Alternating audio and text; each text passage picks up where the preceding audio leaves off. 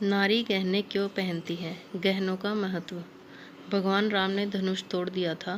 सीता जी को 7 फेरे लेने के लिए सजाया जा रहा था, तो वह अपनी माँ से प्रश्न पूछ बैठी, माताश्री इतना श्रृंगार क्यों? बेटी, विवाह के समय वधू का 16 श्रृंगार करना आवश्यक है, क्योंकि श्रृंगार वर या वधू के लिए नहीं किया जाता है। यह तो आर्यावर्त की संस्कृति का अभिन्न अंग है। उनकी माता श्री ने उत्तर दिया था, अर्थात सीता जी ने पुनः पूछा, इस मिस्सी का आर्यावर्त से क्या संबंध है बेटी? मिस्सी धारण करने का अर्थ है कि आज से तुम्हें बहाना बनाना छोड़ना होगा, और मेहंदी लगाने का अर्थ है कि जग में अपनी लाली तुम्हें बनाए रखनी होगी। और काजल से यह आंखें काली क्यों कर दी? बेटी, काजल लगाने का अर्थ है कि शील का जल आंखों में हमेशा धारण करना होगा। अब से तुम्हें बिंदिया लगाने का अर्थ, माताश्री, बिंदी का अर्थ है कि आज से तुम्हें शरारत को तिलांजलि देनी होगी और सूर्य की तरह प्रकाशमान रहना होगा। यह नथ क्यों? नथ का अर्थ है कि मन की नथ, यानी किसी की बुराई आज के बाद नहीं करोगे। मन पर लगाम लगाना होगा।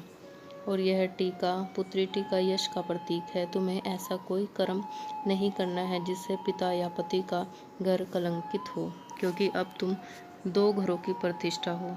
और यह बंदनी क्यों? बेटी, बंदनी का अर्थ है कि पति, सास, ससुर आदि की सेवा करनी होगी। पति का अर्थ है कि अपने पति यानी लाज को बनाए रखना। लाज ही स्त्री का वास्तविक गहना होता है। कर्णफूल क्यों? हे सीते, कर्णफूल का अर्थ है कि दूसरों की प्रशंसा सुनकर हमेशा प्रसन्न रहना। और इस हंसली से क्या तात्पर्य है?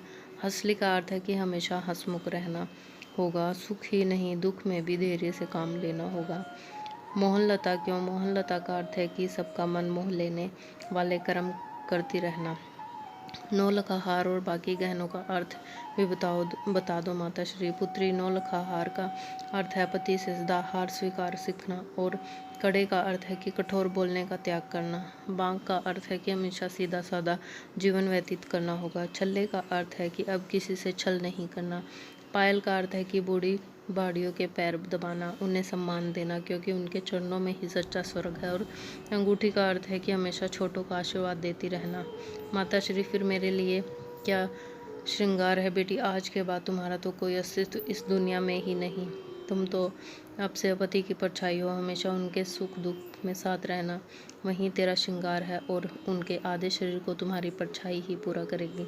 हे राम, कहते हुए सीता जी मुस्कुरा दी। शायद इसीलिए ही शादी के बाद पति का नाम भी मुख से नहीं ले सकेंगी, क्योंकि अर्धांगिनी होने से कोई स्वयं अपना नाम लेगा तो लोग क्या कहेंगे? सीताराम।